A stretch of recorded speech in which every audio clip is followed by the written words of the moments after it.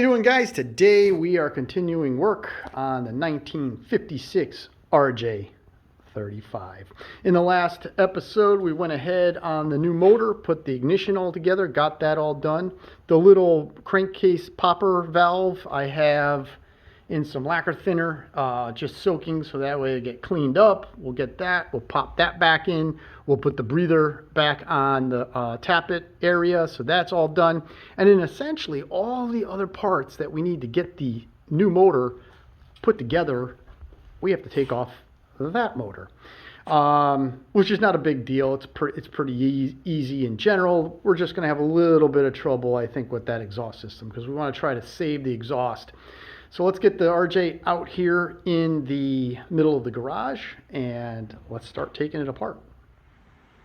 With the hood and the steering wheel out of the way, pretty much it's fairly easy to get to the motor. I never quite understood why somebody would cut the back of an RJ hood to work on the engine when literally it's not that hard. I mean, sometimes these roll pins can be a real bear, but you know, get the roll pin out, then get the wheel off, take 1, 2, and then there's the third bolt right there.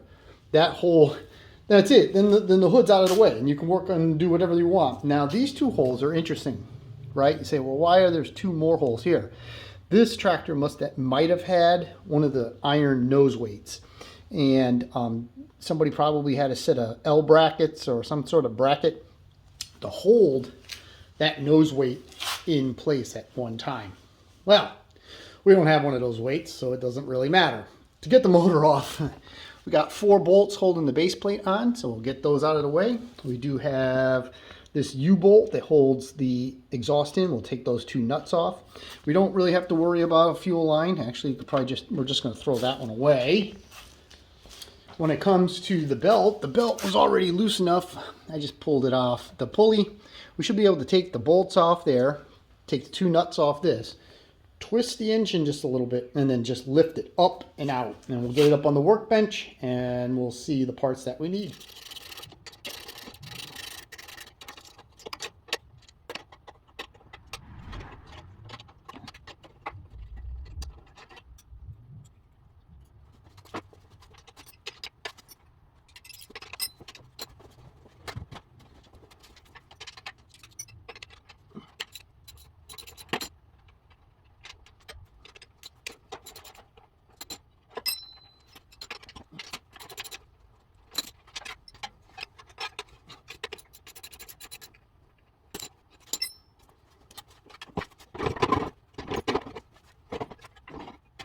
With the motor off and on the workbench, we can start to take a look at the parts that we're gonna absolutely have to take off this motor.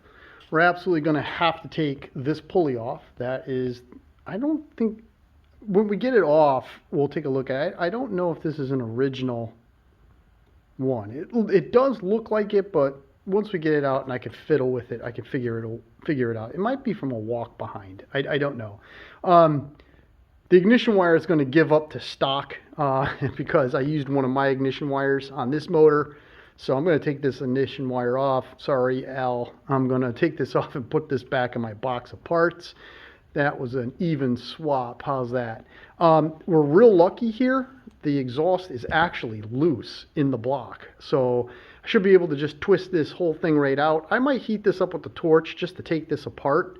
Only because I want to be able to fit it all together on the new motor. And I'll show you why when we get there. Governor arm has to come off. We're going to take the governor spring. We are not going to use this. This is for a fixed high idle. So this bar here is not going to work. We got to get one of the, it looks like an L bar. I think I have one, and we got to get a stud too. That I might be missing. I might not have one of those. The owner said that he wants to probably go with a Carter N carburetor instead of the LMG carburetor that we have here. You can see it right there. It says LMG. So this is a Walbro carburetor, which was original to the Clinton. I think he wants to go to a Carter N from like a Kohler, which I think is definitely a better upgrade. I don't like these carburetors. I always swap my Clintons to a Carter N, but definitely going to reuse the elbow. Probably going to reuse this air cleaner. And, oh, we'll take the tins off this motor and put it on the other engine for right now. So let's get going. Let's go ahead. Let's get this all apart, and then we'll see what we can do with the new motor. Got the engine pulley off without a vent, so that's real good. I just had to use a gear puller, but I didn't even use a wrench on the gear puller. I was able to turn it by hand, and it pulled it right off. But I just have to document this because it's so interesting when I work on these tractors, the things that I find that other people have done. Like when I showed you my Senior and all the weirdo-ness that somebody had like stick welded the spindle. And I mean, it's just amazing what people will do. It just blows my mind. So let me show you this. Right here, what I have is a reproduction RJ30. Actually, this one's for a RJ25. It's bored for, what is it bored again for? It's bored 5/8 with a 3/16 slot. So this is actually for a Model 8 motor. So if you wanted to do an RJ25 replica, or if you have an RJ25 that doesn't have the engine pulley, I have this one, and I probably would sell this. 99.9% of the reproduction pulleys that you find on the market are bored for 3/4 inch, just like this, to run on a Kohler K90, K91, 1200 Clinton, A1200 Clinton, or in this case, we're going to be using it on a B1290. So 3/4 inch shaft. That's what all those engines have. And that's what these are. So this is a pretty rare bird. I had a guy make this for me. I actually had him make three. Yeah, I had him make 3 of these for me. 2 of them are on the RJ25 clones I built on the channel. And I have this extra one, which you'll probably see this for sale pretty soon, because I'm not doing RJ25s anymore. But with that being said, let's move on. The pulley, this is exactly how the pulley's supposed to be. The reverse disc, this isn't quite the way the originals were, but it gets the job done. And if you wanted to run reverse, it's there. So when we look at this pulley, you see it's all about, there we go. It's all about the same. You know, the dimensions of the actual pulley are all the same except for the shaft bore. The thing that's interesting is if you look here, see how this brass just is like all one piece? It just kind of goes from the cast iron right to the brass on the pulley. If we look here, there's more of a ledge. Now, if we turn it over, this brass disc is actually bolted to the back of the pulley. That's how it's supposed to be originally. That's not like reproduction. The originals had a bronze disc, but they were bolted in this 3-screw pattern. If we flip this over, we can actually see that there are 3 holes, but this disc is not bolted on.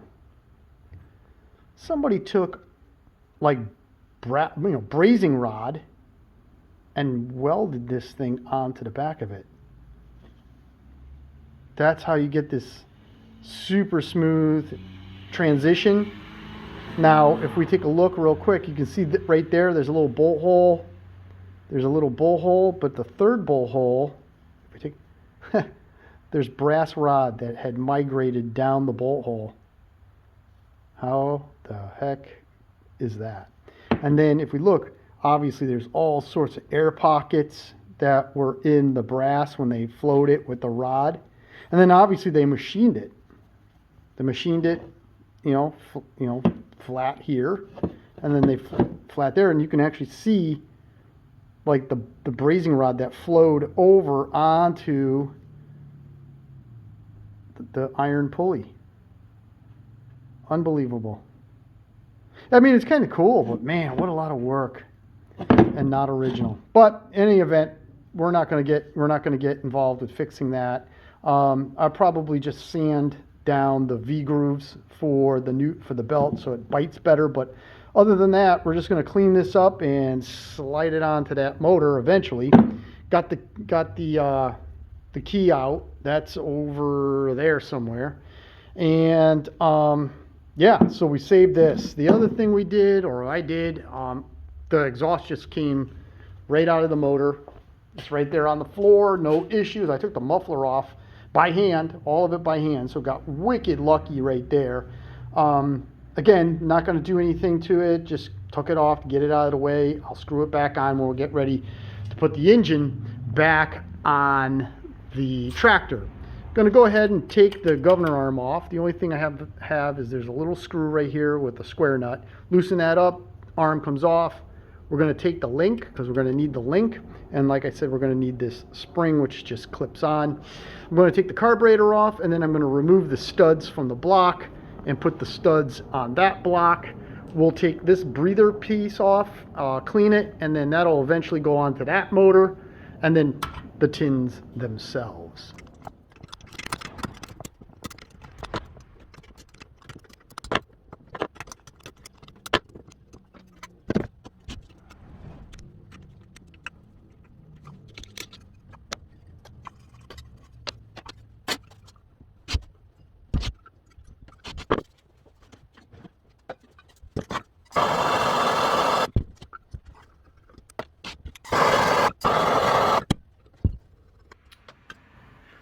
I'm calling this engine stripped down.